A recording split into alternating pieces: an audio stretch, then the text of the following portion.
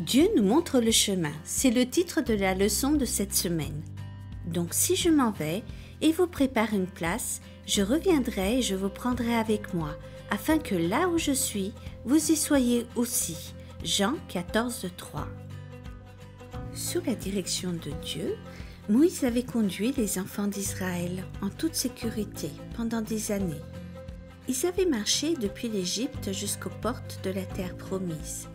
Ils étaient maintenant sur le point d'y entrer.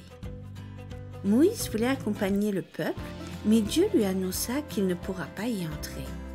Il devrait dire adieu au peuple. Moïse écrivit donc un message pour le peuple. Aujourd'hui, nous le connaissons sous le titre de Deutéronome. Dans ce livre, il rappelle au peuple toutes les merveilleuses choses que Dieu a faites pour lui. Il leur rappelle aussi que Dieu a des plans magnifiques pour leur vie. Souviens-toi de Dieu et adore-le, et tu vivras longtemps, écrivit Moïse. Mais si ton cœur se détourne et que tu adores d'autres dieux, tu ne vivras pas longtemps dans ce pays. Finalement, Moïse posa sa plume et sortit parler au peuple. « Je suis âgé de 120 ans, leur dit-il.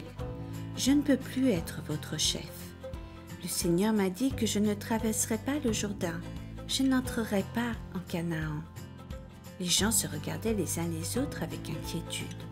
Moïse ne veut certainement pas dire ça. Que leur arriverait-il sans lui? Que ferait-il? Le Seigneur, votre Dieu, marchera devant vous.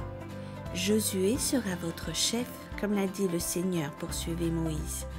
Soyez confiants et déterminés. Ne craignez rien. Moïse appela ensuite Josué pour qu'il se tienne à ses côtés. Il passa ses mains sur Josué. « Tu es celui qui guidera ce peuple en Canaan.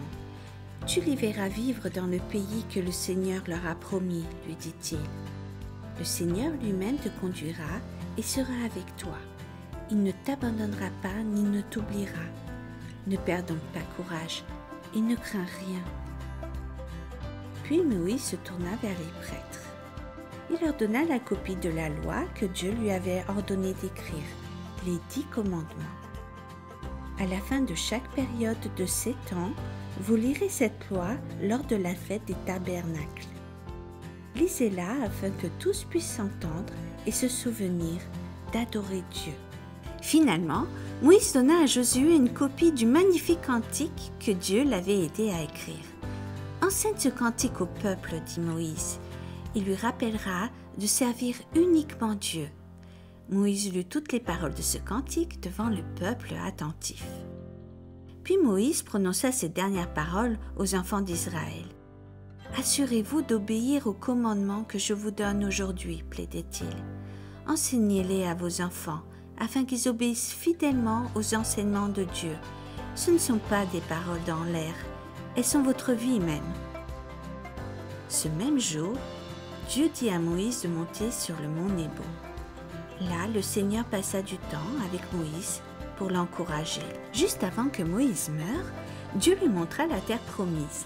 La Bible dit que Moïse vit tout le pays, jusqu'à la ville de Dan, la plus au nord, jusqu'à la mer à l'ouest, et dans le sud, tout ce qui serait le pays de Juda. Moïse mourut sur la montagne. Il mourut en paix comme le Seigneur le lui avait dit, et ses anges l'enterrèrent. Mais il ne restait pas dans la tombe. Peu de temps après, Dieu le ressuscita bientôt et le prit pour qu'il vive avec lui dans le ciel à jamais. Moïse est là aujourd'hui. Il n'y eut jamais un autre prophète semblable à Moïse en Israël. Dieu avait un plan pour lui et il a un plan pour nous.